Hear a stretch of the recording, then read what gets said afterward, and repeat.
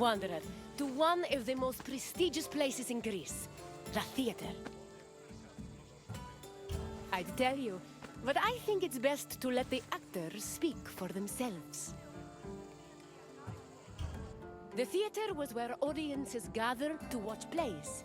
They were the highest form of art in Greece, and people saw theater as a symbol of complete harmony between the mortal world and the divine.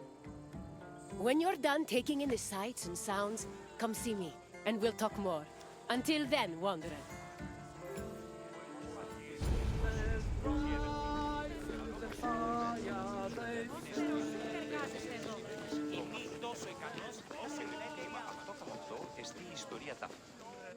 Theater is not just part of geek culture, but was a major part of Greek culture. In Athens, comedies and dramas originated from the dancing and singing performed by members of the cult of Dionysus. Between 536 and 533 BCE, theater's burgeoning importance in Athens was demonstrated when the responsibility of organizing tragedies was entrusted to the archon, the highest-ranking magistrate in the city. From then on, theater grew rapidly in popularity, and soon a permanent space for performing and watching plays was built on the slope of the Acropolis. During the 5th century BCE, theater became intertwined with Athens' democracy. It often functioned as an echo chamber for political ideas, and in some cases, it could even influence public opinion. As a result, in the 4th century BCE, Plato coined the term theatrocracy to describe his city's politics.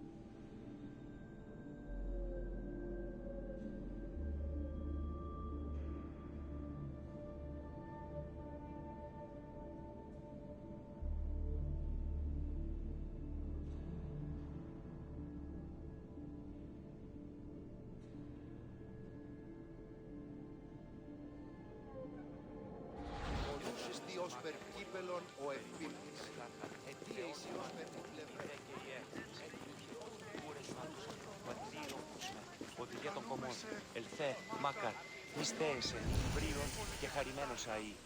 Επικαλούμε σε μάκαρ, πολυονίδου περίπολε.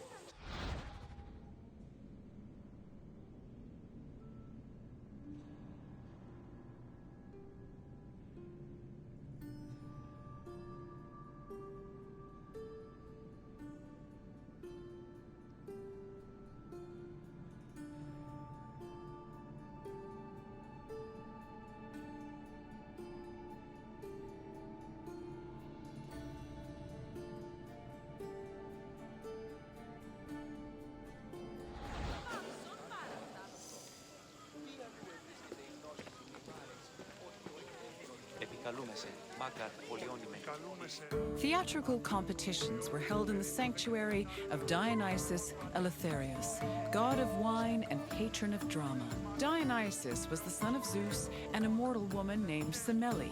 Stories say that Zeus, who had fallen in love with Semele, appeared to her holding a lightning bolt in his hand.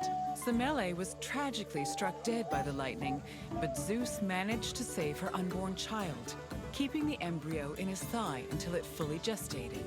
This is why the name Dionysus is sometimes thought to mean born twice. In Athens, theater was a part of the cult of Dionysus, and stage productions in the god's honor were held during festivals like the Linnaea and the Great Dionysia.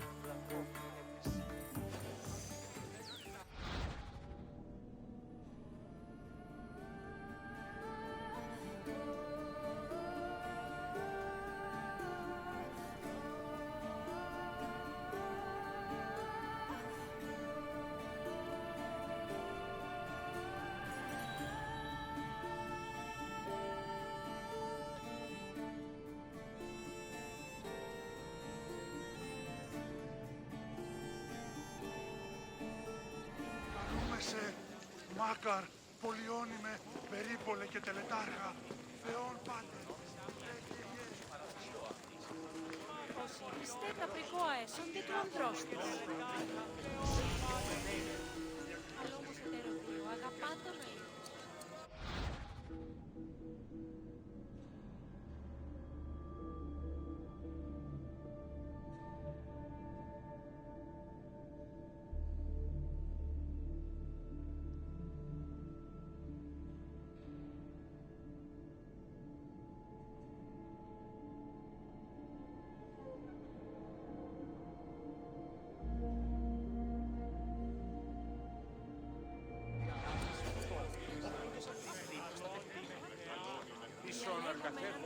Ως γέγηθα ατεωρώνσε. In Athens, there were three festivals that honored Dionysus with drama performances: the rustic Dionysias, the Linnea, and the great Dionysia. For the rustic Dionysia, each deme of Attica organized their own Dionysiac procession. The parades were full of phallic songs, dances, and symbols meant to signify fertility, and participants wore drunkard masks and sang bawdy lyrics about the god. The Linnea was the oldest Dionysian festival. It was exclusively reserved for Greek citizens and mostly made up of comedy performances. Finally, the Great Dionysia was the most important festival.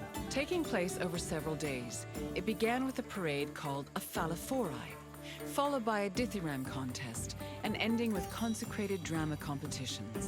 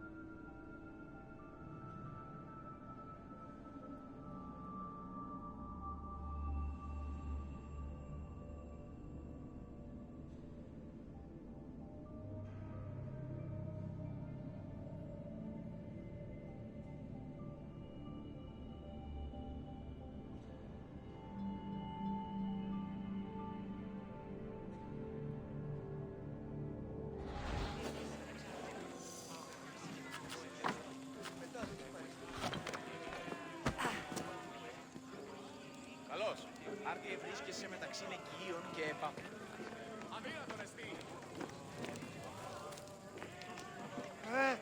The Great Dionysia was supervised by the head magistrate known as the Archon, who was assisted by 12 other magistrates.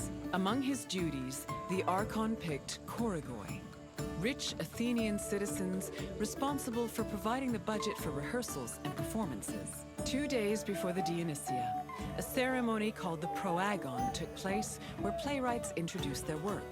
The Dionysia finally began in earnest with a procession to the god's temple, followed by sacrifices and a symposium. The next 2 days centered on dithyramb contests, while the final 4 days were dedicated to drama competitions. The contests' outcomes were decided by 10 judges who were appointed at random by the Archon. The judges placed their votes in an urn, and 5 of the votes were randomly picked to determine the winner.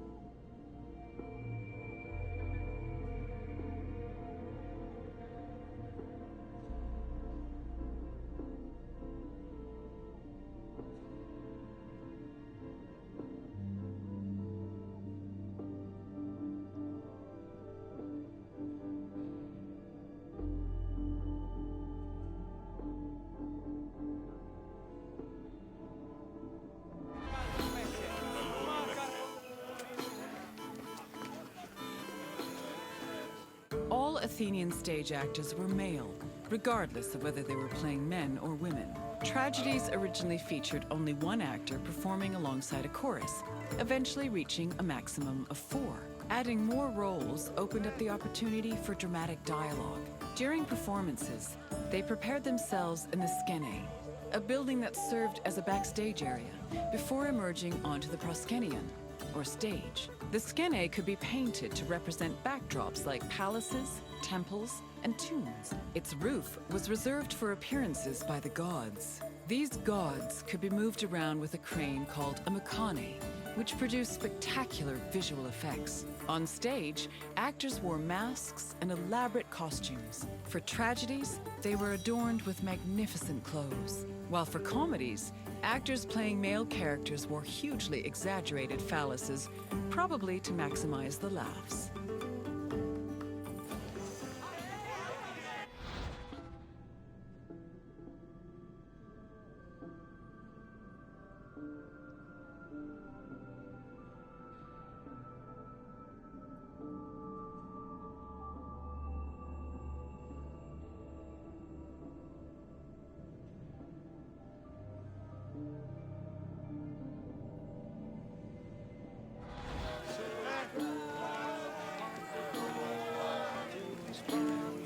The centerpiece of the theater was the orchestra, or dancing place. It was a large, circular area that hosted choral performances, religious rites, and, presumably, acting. Choruses were composed of men wearing masks and costumes. Any Athenian citizen could be choratai, as long as they were selected by the chorus director.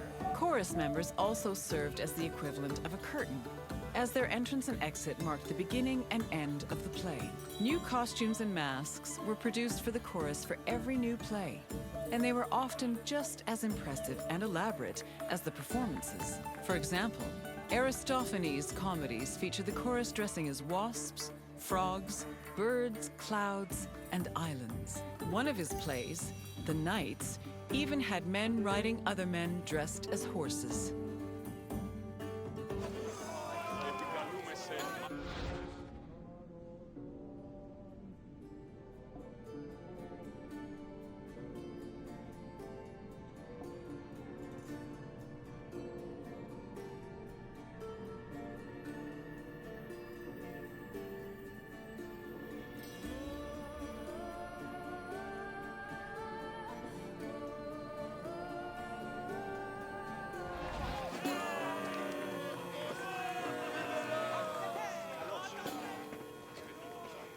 Athens' Theatron, or performance space, could seat up to 17,000 people, nearly a tenth of the population of Attica. Its excellent acoustics made it ideal for drama, but it was also sometimes used for political meetings and parades. The theater was accessible to everybody. This did not mean that seating was free, though. The first rows were normally where priests and public officials sat, while the central part of the auditorium was reserved for ambassadors and guests of honor. There is also evidence that men and women sat separately. In general, theater audiences were emotional and noisy. During performances, they would shout, curse, and throw things depending on their mood, and their reactions were just as much a part of the experience as the acting.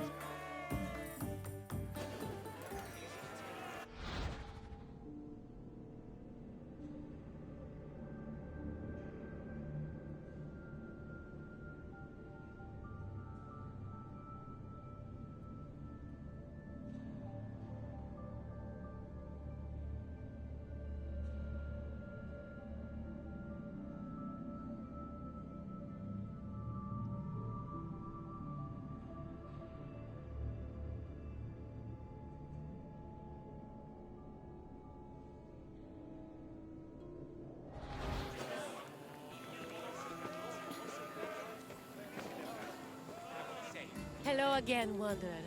I hope your visit was entertaining. Though all art forms were important in Greek culture, none had the same prestige as theater, which provided a unique experience with every performance. Is there anything else you'd like to do? Then I will leave you be. Farewell, Wanderer.